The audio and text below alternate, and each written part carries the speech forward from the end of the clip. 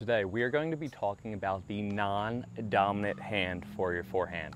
If you guys don't already utilize your non-dominant hand, if you do, you guys will be able to get way more power and way more consistency on your shot. So let's get started. So the first thing I want you to think, right? Your left arm, if you're a right-handed player, right arm, if you're a left-handed player, is your guide. It's your GPS to the ball, right? Wherever you can get your non-dominant hand out, it's exactly where you want to make contact with the ball. So what so many players have trouble with is they get the ball too close, too far away.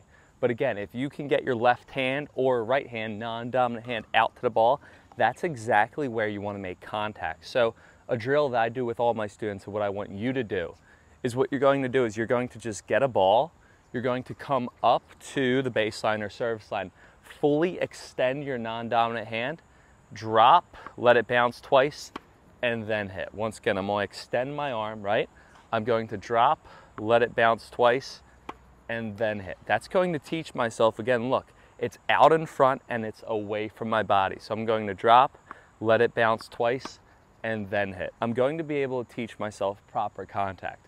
When you utilize your non-dominant hand as a guide to the ball, I want you guys to make sure that it's parallel with the net, right? It's parallel. It's not out in front like this, straight out. It's parallel to the net. Then you're going to get a kind of diagonal, and then you're going to hit. Too many people, when I tell them to use their left arm or right arm, they stick it out here, and it opens their chest, right? You want to keep that arm over here, all right? So turn and keep that arm. A lot of players, what they do when they hit, they don't even use their non-dominant hand. They're swinging with their hand down, their ball's going to go in net, or they just don't have it involved. So guys, use that non-dominant arm, again, as a guide, as a GPS to the ball. It will also help you balance, okay? If you can get that non-dominant hand out in front of you, it's going to help you balance when you hit the shot. I'm going to be more balanced when I hit. If I have my hand down, I'm going to sometimes fall forward or fall to the side. If I have that hand out, it's going to serve as a counterweight. It's going to help me balance my body when I hit, okay? I like to tell all my students, I want you to think, right? Non-dominant arm, if you surfboard, snowboard, or skateboard, right? Think. You're surfing, or you're snowboarding, or you're skateboarding, right? You're holding your balance with that opposite arm. So just think again, you're surfing, snowboarding, or skateboarding, and you will never forget that, okay? Now, so we talked about contact, we talked about balance, right? But also, what does this non-dominant arm do? It helps rotate your body. Too many players, they struggle with tension in their arm, shoulder, they hurt their shoulder, have bad shoulder, they can't hit more power on their shot. It's because they're not rotating. So if you guys can really turn with that non-dominant arm, it's going to allow you to get more power on your forehand. Once again, I want to make sure that I'm turning with my non-dominant arm. It's going to allow me to get way more power on my forehand, okay? So watch, I'm going to turn with it, and then I'm going to hit. Once again, I'm going to turn and then hit one more. I'm going to turn and then hit. I want you to think like it's like a sponge, right? So with a sponge, right, you twist it up, the tension builds, and then you let it go, it goes back to its normal form, right? Same thing with my body when I use this opposite hand, right? So I'm going to turn, I'm going to get my whole core activated. I'm feeling the tension in my obliques, right? And then I'm going to release and swing. So instead of just using my arm and shoulder, now I'm really turning my whole body and releasing my whole body. So guys, rotation equals power, spin, and consistency.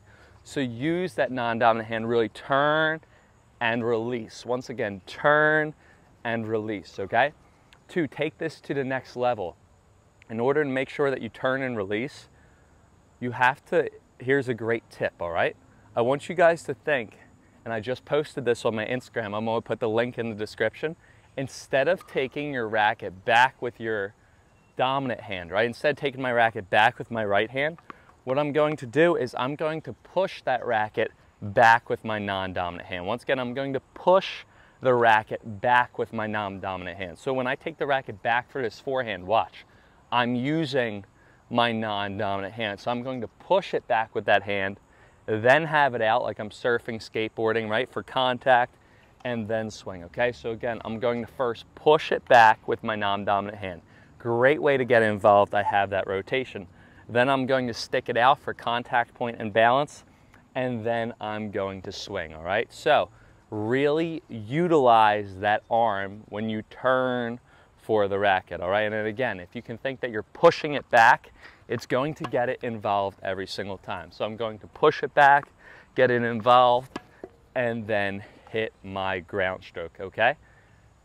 So that's how you can rotate. Instead of taking it back with your non-dominant hand, you push it back, okay? Last thing with the non-dominant hand, okay? Too many players, what they do is even if they have it out, they drop it. Guys, look, right? If I have this hand out and I drop my hand, I'm going to be coming more down on my shot. I'm going to likely net the ball more than I would normally if I did not drop my non-dominant hand. So what I want you to always do, make sure your non-dominant hand, right? And again, I'm right hand, so I'm showing you with my left, opposite if you're lefty. I want you to make sure that your non-dominant hand is going up when you hit. So I'm going to swing and I'm going to raise it. I never want this hand to drop. So I like to tell all my students, I want you to think, pretend you're in a pool, the water's chest tight, right? You want to keep the hand above the water at all times. You never want it to drop in the water. Keep the hand above the water. Let me explain, right? So by keeping it above the water, it's going to allow me to get under and swing up every single time than when I drop it and I'm going to come down, all right? So once again, utilize the non-dominant hand for your contact point, for your balance, utilize it for your rotation, get more power, use your whole body, not your arm and shoulder, and utilize it to get under the ball and hit low to high. Make sure it lifts up instead of coming down so you won't come around the ball.